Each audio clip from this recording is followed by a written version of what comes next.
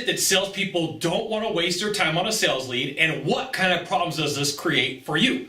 I'm Sylvan Bell. I'm coming to you live from Sacramento, California. A perfect day to talk about sales and a perfect day to talk about you. Now, I get to ride with salespeople frequently, and one of the most common mistakes that I see salespeople make is they will go into a call and they will look for all the reasons why they shouldn't be there. They'll look for reasons why they can find that eject button and boom, hit eject so they can get out of the sales call.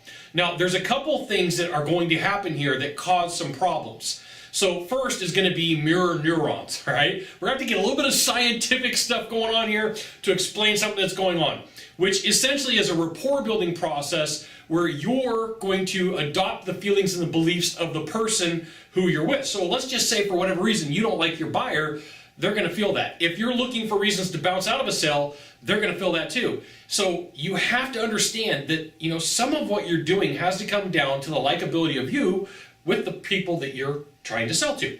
And so that's one area.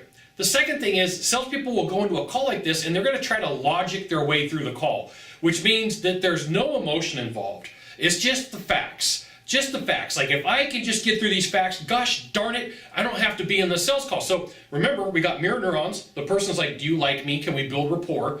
And the salesperson's kind of like, I really don't want to be here. So it's a self-fulfilling prophecy. The buyer doesn't like the salesperson doesn't like the buyer, possibly, right? This isn't how it is every time, but this is how it works out.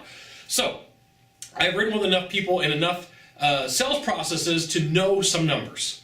So if you're a salesperson and you purely sell on logic and there's no emotion involved, you can close around, let's say, 30 to 35%.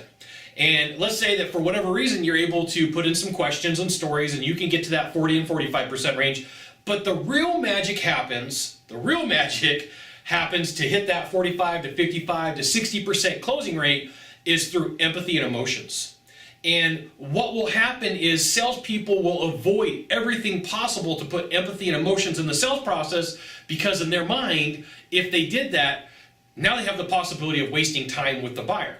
And here's where other salespeople will take your lunch money.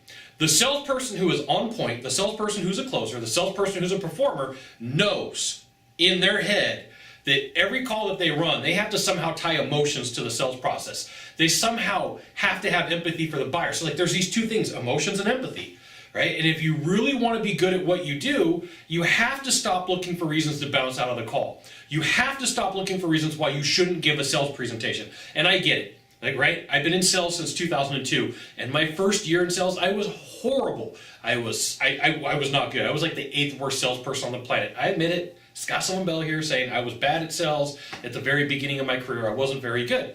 And so for you, here is the gut check. Here's the right here.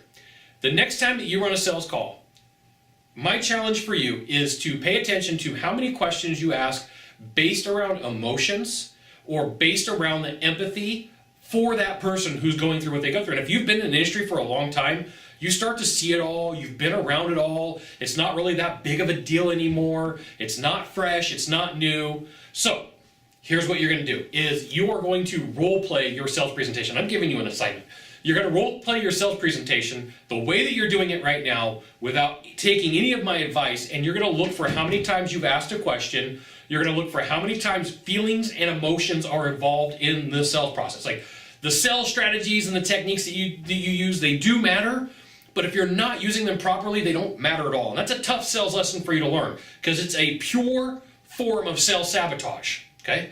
So your goal is to go through your presentation and look and how many questions are you asking and how many of them are based around emotions or how many of them are based around empathy for what's going on for the buyer that you're meeting with. And if you're looking around and you're like, I've got to find reasons to bounce out of this call, that buyer's going to feel it, and they're going to be like, I don't know what's wrong with the salesperson, but something right here in the gut tells me that that's probably not the guy that I should be meeting with.